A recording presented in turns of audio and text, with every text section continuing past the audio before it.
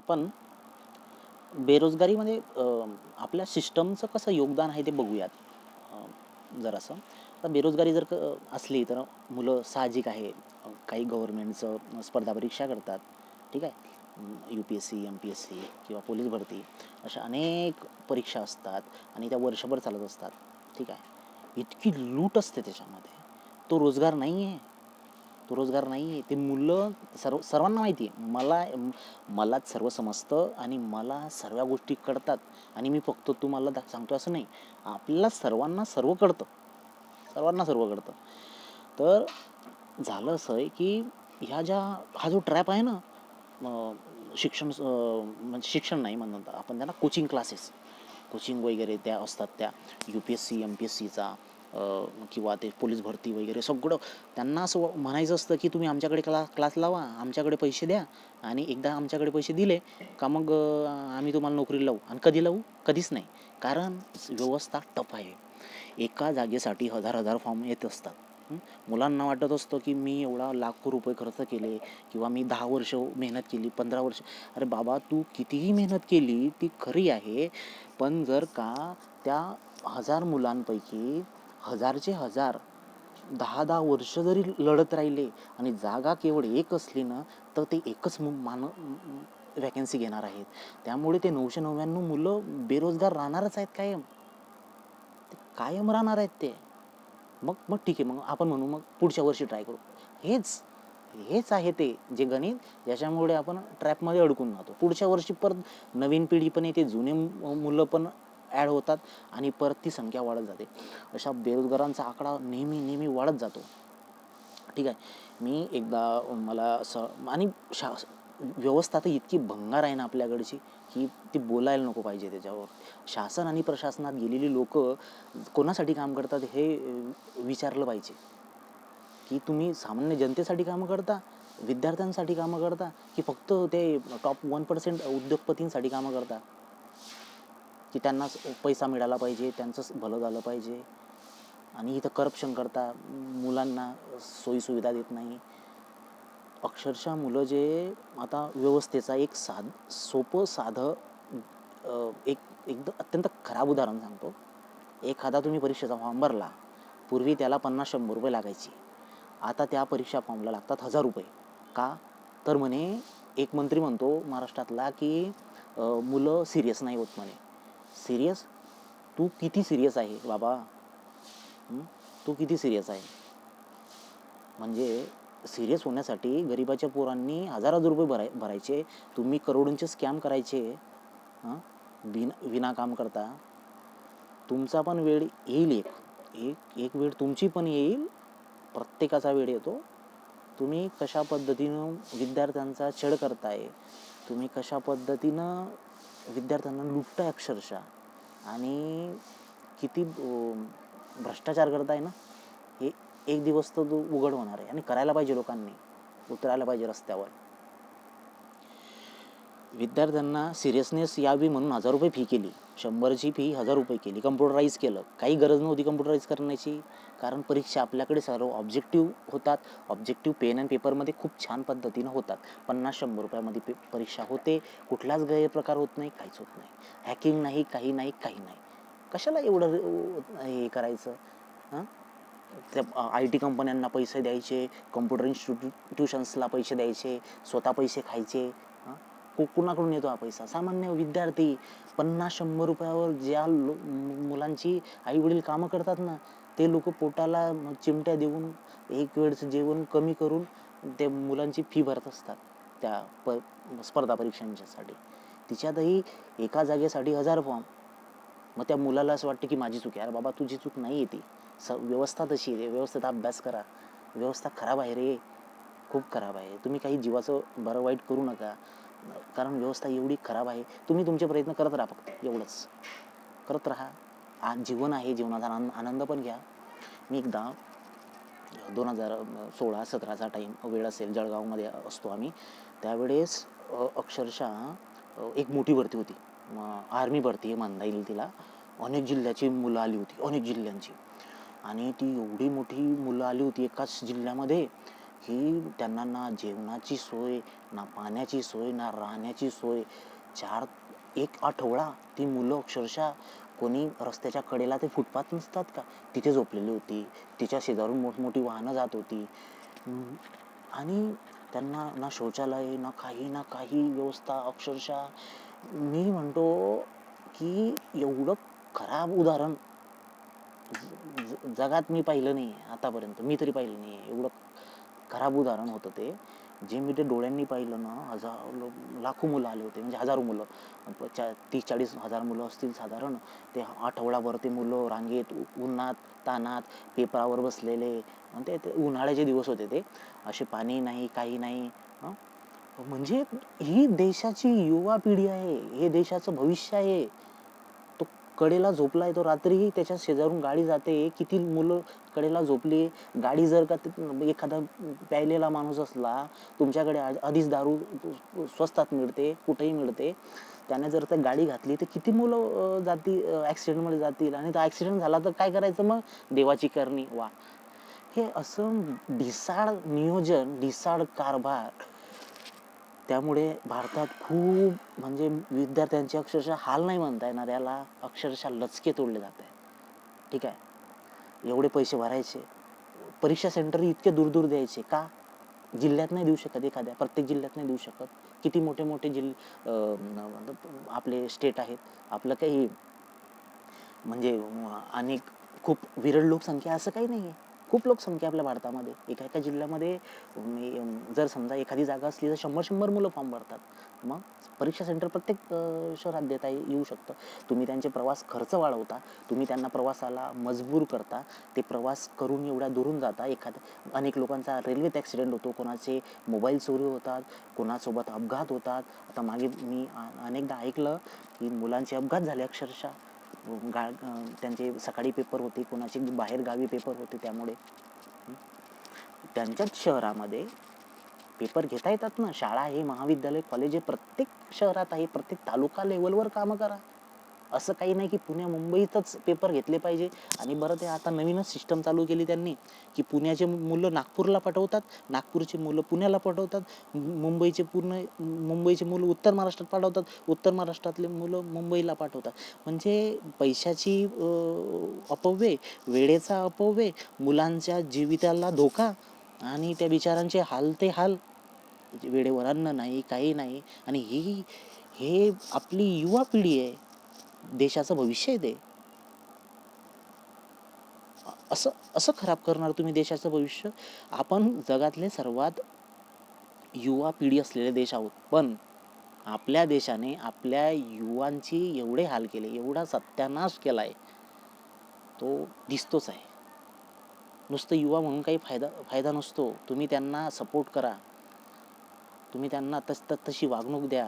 गरिबाच्या मुलांना, जे मुलं गाव खेड्यावरती 50 ते 100 रुपये रोजानं कामाला जातात ना, ते कुठून 1000 रुपये फी भरणार आहे? बरं, एकही परीक्षा नसते तुमच्या एका वर्षामध्ये. प्रत्येक विभागाच्या परीक्षा असतात. समजा एखादा मुलगा फार्मासिस्ट असू दे, किंवा तो इंजिनियर असू दे, किती परीक्षा असतात. प्रत्येक डिपार्टमेंट सेपरेट परीक्षा घेतं मस्तपैकी. प्रत्येक डिपार्टमेंट सेपरेट परीक्षा घेतं, सेपरेट सेंटर देतं, दूर पळवतं. प्रत्येकाची 1000 फी असते. एका वर्षात जर का 10 ते 20 एक्झाम झाल्या, मग 10 ते 20 हजार रुपयाला बट्टा तो लागला. प्रवास खर्च तो वेगळा, खाण्यापिण्याचं ते बिचाऱ्याचं, आणि तो पूर्ण आयुष्य ते अभ्यासातच घालवतो. बरं, तो अभ्यासही कोणता? तर ते सगळं ज्ञान जे असतं ते ऑब्जेक्टिव्ह असतं.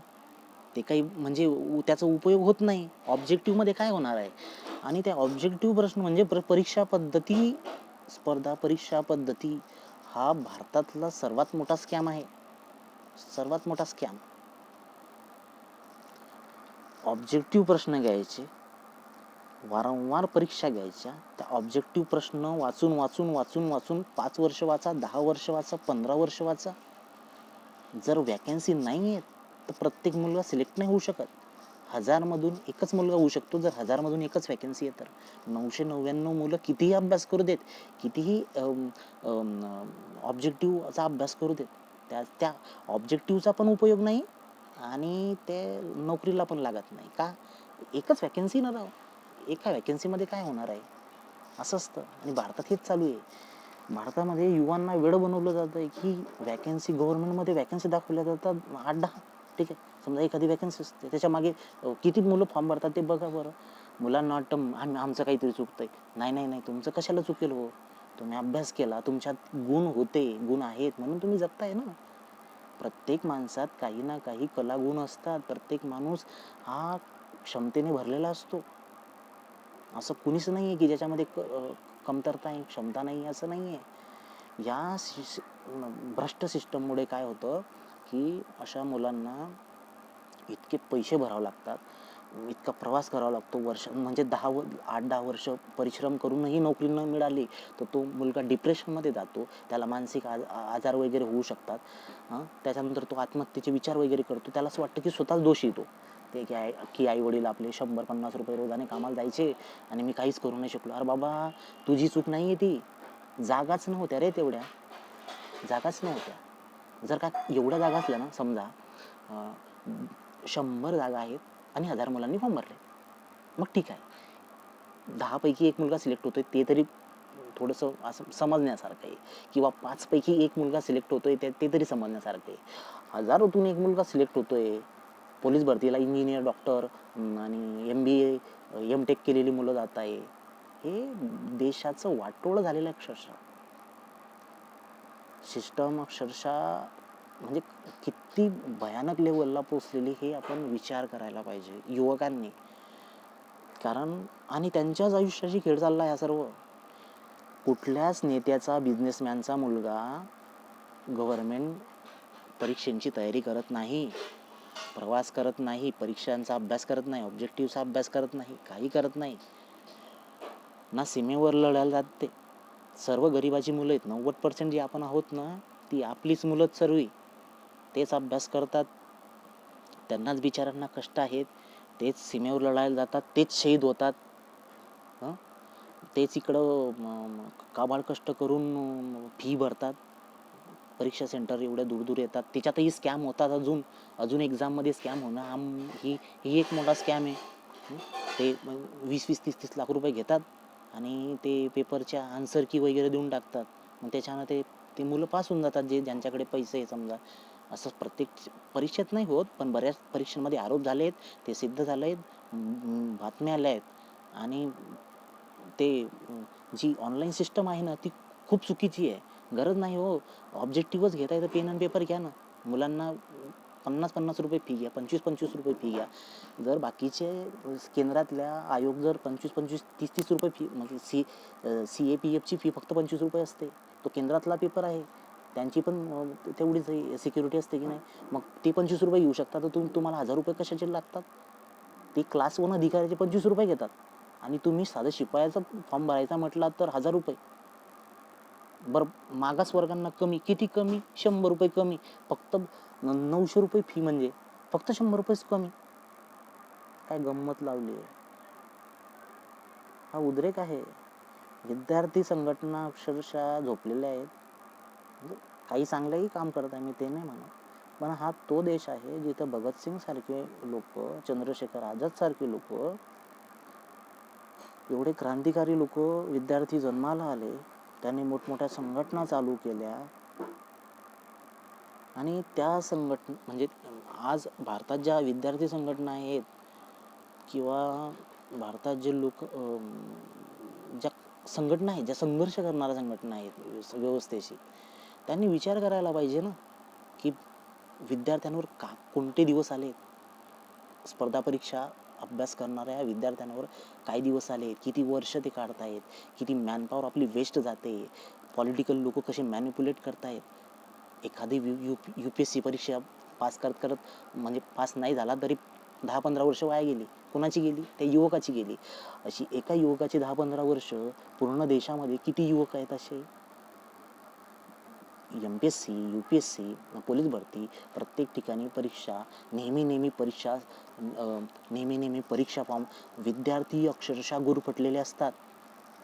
चायनामध्ये बघा, ते काय करतात, त्यांच्याकडे एक परीक्षा असते, कावगाव म्हणून एक परीक्षा आहे, ती परीक्षा घेतात आणि त्याच्याच बेसिसवर, म्हणजे माझं काय म्हणणं आहे, 4-5 वर्षातून एकदा परीक्षा घ्या. ठीक आहे. म्हणजे आज मी जर परीक्षा दिली तर 5 वर्षांना मी देऊ शकतो. ठीक आहे. आणि ज्याला जो नवीन आहे तो दरवर्षी द्या. म्हणजे दरवर्षी म्हणजे एका वर्षातून परत नवीन बॅच. ठीक आहे. तर अशी जर परीक्षा दिली समजा, एखादा माणूस इंजिनियर आहे. एका वर्षातून 5 वर्षातून एक परीक्षा दिली. त्याचे काहीतरी मार्क्स आले. समजा CET सारखे मार्क्स आले. त्या मार्क्सवर तुम्ही मेरिट लिस्ट लावा. कशाला वारंवार परीक्षा घेता? प्रत्येक डिपार्टमेंटच्या वेगवेगळ्या परीक्षा, प्रत्येक डिपार्टमेंटचा वेगळा अभ्यास. 10-10, 15-15 वर्ष मुलांची अशीच वेस्ट जात आहेत. आणि त्या मुलांना वाटतं की त्यांच्या चुका आहेत. ते बिचारे टोकाचे पाऊल उचलतात. काही जीवाचं बरं वाईट करून घेतात. चुकते व्यवस्था आहे. आणि म्हणजे इतके लूटमारीचे प्रकार चालू आहेत ना सध्या, की अक्षरशः डोकं काम करत नाही. ते परीक्षा सेंटरवाले साधे बॅग ठेवायचे पैसे घेतात. त्या आता काही काही ठिकाणी रेल्वे स्टेशनवर जिथं मुलांना समजा सोयी नसतात, दुसऱ्या जिल्ह्यामध्ये जावं लागतं. रेल्वे स्टेशनवर गरीबाची मुलं असतात, ते झोपतात, त्यांच्या बॅगा चोरीला जातात. कधी त्यांच्या जीवाला धोका निर्माण होतो, कधी ते रेल्वेतून पडतात, कधी त्यांच्या गाड्यांचे ॲक्सिडेंट्स होतात. किती वाईट आहे. मग मग नियोजन कशाला म्हणतात, मॅनेजमेंट कशाला म्हणतात? शासन प्रशासन काय करत आहे? अशा अशा गोष्टींसाठी काम करतं का शासन प्रशासन? फक्त बोलायचं की धर्माची लोक ना, जातीची लोक ना, असं लोक तसं लोक. का? जी बिचारी ती परीक्षा देतात ती का धर्माची लोक नसतात, ती जातीची लोक नसतात? गरीबाचं कोणी नसतं. खरी गोष्ट म्हणजे गरीबाचं कोणी नसतं. जी गरीब जनता आहे ना 90%, त्यांचा कुठलाच धर्म नसतो आणि कुठलीच जात नसते. खरी ही गोष्ट ही. तुम्ही बघा, कुठलाच नेता किंवा कुठलाच इंडस्ट्रियलिस्ट किंवा शासन प्रशासनातला माणूस एखाद दुसरा सोडला ना, कोणी जातीचा किंवा धर्माचा आहे किंवा तू काम केलंय म्हणून तुला आम्ही मदत करतो असं कोणी करत नाही. खूप वाईट परिस्थिती आहे मुलांवर. आणि शिक्षण योग्य आहे. मी शिक्षणाच्या विरोधात नाही. शिक्षण खूप छान छान आहे. खूप शिकलं पाहिजे. शिक्षणानंतर लगेच रोजगाराची संधी उपलब्ध करून दिली पाहिजे शासनाने. प्रशासनाचं ते काम आहे. तुमच्याकडे जर ते युवकांना द्यायला व्हिजन नाही आहे, डायरेक्शन नाही आहे, पुढचे प्लॅन्स तयार नाही आहे, तर तुम्ही आश्वासनं कुठल्या गोष्टीची देता युवकांना? ती मुलं 1000मधून एक मुलगा सिलेक्ट होतो, 999 बाहेर पडतात. ती कुठंतरी वेगवेगळा कामधंदा शोधतात किंवा मग ते अभ्यासच करत बसतात. 8-8, 10-10 वर्ष वाया घालवतात. अशा पूर्ण भारतामध्ये आपल्या युवकांचा जेवढा सत्यानाश झालेला आहे ना, तेवढा जगामध्ये कुठल्याच देशात युवकांचा झालेला नसेल. कुठल्याच देशात नसेल झालेला. बेरोजगारी वाढते. ते प्रायव्हेटवाल्यांना कमी पैशामध्ये मजूर मिळतात, तर ते पण राबवून घेतात. विद्यार्थी चिंतेत पडतात की करायचं काय. शासनाच्या पॉलिसीज पाहिजे की कशा पद्धतीनं नियोजन राहील, कशा पद्धतीनं हुशार मुलं रिसर्चमध्ये जातील, कशा पद्धतीनं मधले मुलं नोकरीत जातील. जे त्यांना काही नाही येत ना, त्यांच्याकडून पण सरकार काम करून घेऊ शकतं किंवा इंडस्ट्री काम करून घेऊ शकते. प्रत्येक माणूस हा कामाचा असतो. असं काही नाही आहे की फक्त हुशार लोक काम करू शकतात, असं काही नाही आहे. प्रत्येकाला काम करण्याची संधी दिली पाहिजे. प्रत्येकाला जगण्याचा अधिकार आहे. आणि हे जे विद्यार्थ्यांचं शोषण चाललेलं आहे, तुम्ही स्पर्धा परीक्षांमध्ये बघा. आपण स्पर्धा परीक्षांचा सध्या विषय घेऊ. बाकीचे तर आहेच म्हणा. तर कुठल्याही परीक्षेची आता फी अमाप झालेली आहे. 1500, 1000, 2000 नीट, CET यांची परीक्षा फी अगदी टोकाला गेलेली आहे. मग गरिबाच्या मुलांनी IIT शिक्षण नाही घ्यायचं का? IIM शिक्षण नाही घ्यायचं का? मोठमोठ्या परीक्षा द्यायच्या नाही का? CAT वगैरे. त्याच्यासाठी काय सुविधा आहे? तर शासनाने हा विचार केला पाहिजे मुलांना. आणि न्यायालयाने त्याच्यामध्ये हस्तक्षेप केला पाहिजे. जनहित याचिका दाखल केल्या पाहिजे सामाजिक कार्यकर्त्यांनी की बघा मुलांवर किती अन्याय अत्याचार चालू आहे. गरिबाची मुलं चांगल्या शाळा कॉलेजेसमध्ये शिकू शकत नाही आहेत, कारण त्यांना फीज भरता येत नाही आहे, त्यांना परीक्षा फी भरता येत नाही आहे, त्यांना अडचणी येत आहेत. 1000-1000 रुपये फी तुम्ही करून ठेवली आहे. आणि जर ही स्पर्धा परीक्षेची फी म्हटली मी. आणि जर का तुम्ही याच्यात गेले ना शिक्षणामध्ये, तर ते इंजिनिअरिंगचं डोनेशन, इंजिनिअरिंगची फी लाखोंमध्ये, मेडिकलचं डोनेशन, मेडिकलची फी करोडोंमध्ये असते. मी स्वतः पाहिलं आहे, करोडमध्ये फी असते. आय टीची बी फी खूप आता वाढली आहे, म्हणजे 20-30 लाखाच्या आसपास असते. मला सांगा, जो माणूस ₹50 रोज कमवतो, ₹100 रोज कमवतो, तो शेतकरी, गरीब, कुठंतरी काम करणारा शेतमजूर खेडेगावातला, त्याने त्याची मुलं शिकवायची नाही का चांगल्या शिक्षण संस्थांमध्ये? एक तर भारतामध्ये शिक्षण संस्था इतक्या कमी आहेत खरंच चांगल्या, की इंजिनिअरिंग कॉलेजेस कमी, मेडिकल कॉलेजेस कमी. का? तर शिकले नाही पाहिजे मुलं, घडले नाही पाहिजे मुलं. जर घडले तर मग यांना फुकट रोजगार, म्हणजे फुकट मजूर कुठून मिळणार? जर सगळेच मुलं जर डॉक्टर, इंजिनियर, सायंटिस्ट, उद्योगपती, चांगले कुशल कामगार, सर्वांना जर का चांगलं शिक्षण मिळालं, तर कोणी कशाला बेरोजगार राहील हो? कोणी यांच्याकडे एका जागेसाठी 1000 फॉर्म भरेल का कोणी? नाही. आणि कोण अशा मूर्ख नेत्यांना निवडून देणार आहे? नाही. म्हणून शिक्षण हे सर्वात महत्त्वाचं आहे. ते शिक्षणही हळूहळू सामान्यांकडून काढून घेतलं जातं आहे.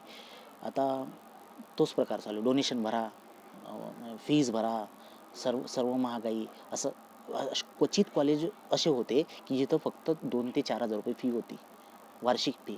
आता तेही फी त्यांनी वाढवून टाकली आहे. का? तर आम्हाला डेव्हलपमेंटला हे लागतं, ते लागतं.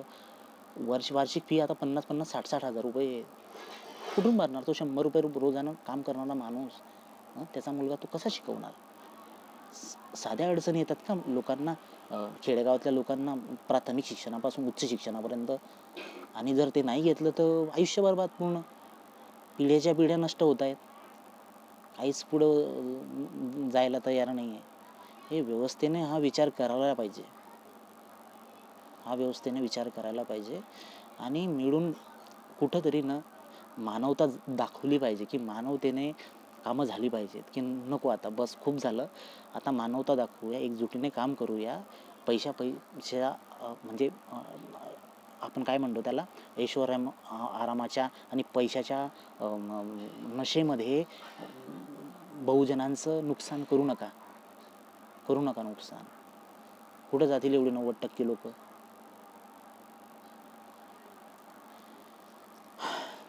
तर असं आहे. म्हणजे स्पर्धा परीक्षा मी करू नका असं म्हणत नाही, करा. नसला पर्याय तर करतो माणूस, अभ्यास करतो. गरिबाच्या मुलांना त्याच्याशिवाय काय आहे? नाही तरी पण मग तिच्यात ह्या लोकांनी एवढ्या अडचणी निर्माण करून ठेवल्या आहेत, त्या अडचणी सोडवायला पण आपणच लढा द्यावा लागणार आहे. आपल्यालाच लढा द्यायचा आहे. जनहित याचिका टाकायची आहे, मोर्चे काढायचे. आता विद्यार्थी आंदोलनं झाली पाहिजेत. विद्यार्थी